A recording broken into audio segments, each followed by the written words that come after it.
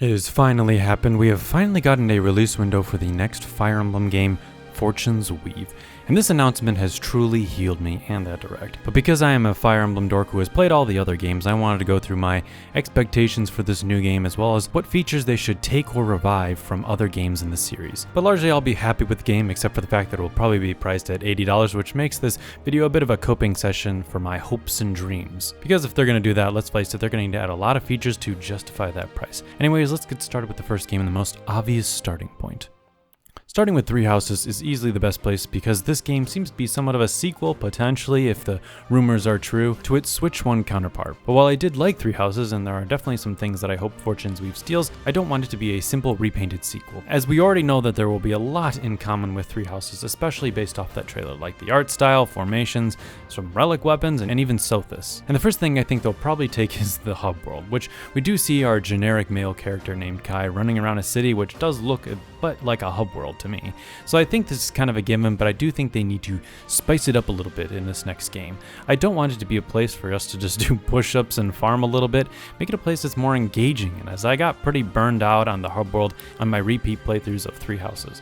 Make it a place that evolves or has maybe a seedy underbelly or something that you can recruit secret characters or do secret missions or something. Make it something that's just a little bit more engaging overall. And overall, I want them to keep that same vibe of Three Houses, and I want a good story, which should be a given, but we gotta engage in between these two games. Another weird thing that just based off this trailer, I feel like I just want to see this Kai fella broken down like Dimitri in the middle of the story or something, because he just looks too damn happy to be a Fire Emblem Lord character. And the final thing I think they should take from Three Houses is to have a little bit of character or unit customization. The character customization in Three Houses was pretty nice, and it did make replays a little bit more fun, since I could basically turn most characters into any class, and I like that freedom, but also I think they need to get rid of some of that gendered class nonsense. If I want to make this Lita Lord character a grappler, let me do it. If I want to make Dietrich a sexy flyer, then let me do that too. And the last thing I think it would be nice from Three Houses would be the kind of the tier 3 master classes, which would be pretty dope, and it's something that our next game also does. Despite being all-out war in Three Houses, especially for the second half, very few maps actually feel like an all-out war, which leads me to the first thing that they need to take from Radiant Dawn, and that's bring back war. I want to go to war! I want a lightsaber! Fortune's Weaves looks like it's going to be bringing back war a little bit based off of how these characters seem to have some resentment against each other, but Radiant Dawn is still the game that has done this the best in the series. It's one of the grittier games that feels more like a series of harsh battles, especially in later maps. Now there are some maps in Three Houses which brought all three factions together, did kind of feel like a little bit of a war or a mock war, but if we're going to see 4 of them this time, I definitely think they need to amp up the scale, especially since we're on the Switch 2 and there's that impending $80 price tag. And especially because the graphics, honestly, in my opinion, don't really look that much better or have gotten a massive upgrade. So the intensity of the maps, the story, and the atmosphere, I think just needs to take a huge upgrade in this game. And I want to be on the edge of my seat. That's really it from Radiant Dawn. And we can move on to the next game that does have a lot of more warlike features, but I want to talk about something else that this game had.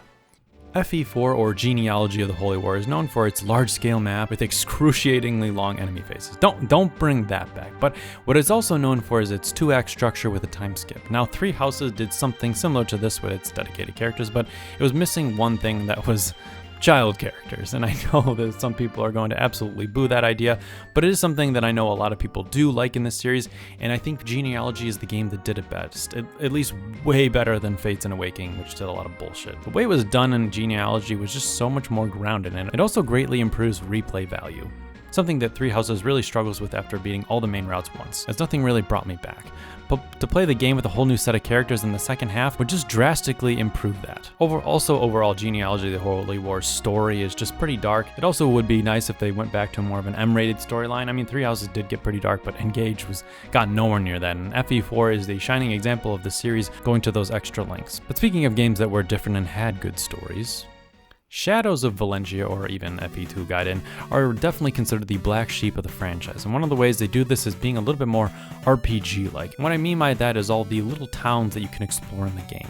And these admittedly are pretty limited and first-person point-and-click sequences, but if we expanded on that with all this new hardware and got to really explore these towns, maybe even engage in some light skirmishes, I think it would be a great way to introduce some maybe even optional grinding for people who are struggling, or at least add just a little bit more variety in the game and where you're actually exploring. Because then no longer are we running around the monastery for like 50 hours during a playthrough, but we get to explore some other little towns and areas too. Because if it isn't apparent enough, I really did get sick of the monastery and Three Houses. In fact, I got so sick of my later playthroughs of Three Houses, I ran through everything as fast as possible like I was speedrunning chores as a kid.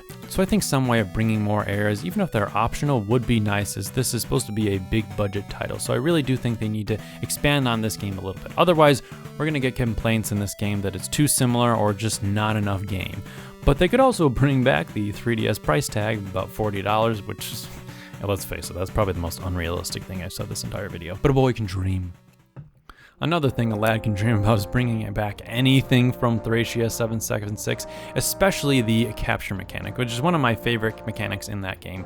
That's pretty much locked to that game. It looks like we're getting back weapon durability in this game, and that is a great way to introduce some resource strategy or management in these games, which is something that is sorely lacked, especially in the newer titles. Thracia is the only game where you basically have to capture units to get their weapons, so you actually have something to fight with. Maybe it's a hard mode exclusive thing, but it would be really nice as it adds a whole extra layer to strategy to the game that we pretty much never see. They have mildly brought this back in other games, but it's kind of has a half-baked implementation. I think they need to go right back to where they did this in Thracia 776 for it to be actually effective. Again, I really doubt we're actually gonna get this, but I can dream, because the more they add from Thracia 776, one of my favorite games, there can do no wrong.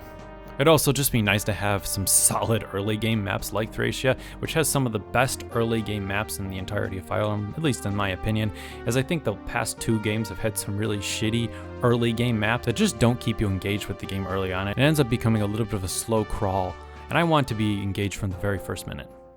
Now some lighter things. It would be nice if we got those GBA punchy animations. The animations in Engage were pretty good, but the GBA ones are still honestly my favorite. It would also be nice to have a tactician rather than an avatar, because it kind of seems like we're not going to get an avatar, and Sothis seemed to be talking to someone, so maybe that's a tactician character who is us, but maybe they're more of a FE7 style Mark character instead. Also, if they really expand on arenas, since this does seem to be a Roman inspired game, GBA has some pretty good arenas if we went back to something like that. And speaking of Roman themes, there's one minor thing that I could think of that Engage does that is, it's a really wishful thinking, but it would be really cool if in some way we could harness the energy of these Roman inspired gods in this new Fire Emblem world, kind of like we do with the lords in Engage.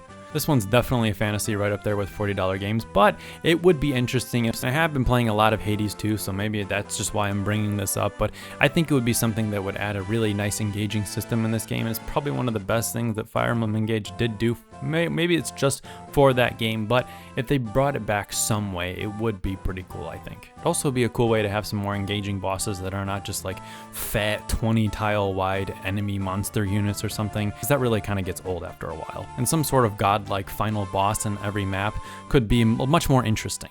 But that's basically it. If you have any other ideas, then just let me know down below. If you like the ones that I've proposed, maybe let me know that too. Otherwise, if you like this video, then like and subscribe. There's also a hype feature that's pretty new to YouTube. I think it's new at least, and that seems to actually be really helpful for smaller channels like mine. So if you feel the need to do that, then that would also be really helpful for this video. I did want this video to come out a lot earlier, but then life got in the way. So anyways, thanks for watching the video, and I'm going to be doing an entire video on Fortune's Weave when it eventually does come out, and hopefully it just clears the awful bar that Fire Emblem Shadows, that new mobile game, has finally set for the series. Shouldn't be too hard. Well, anyways, hope you have a great rest of your day.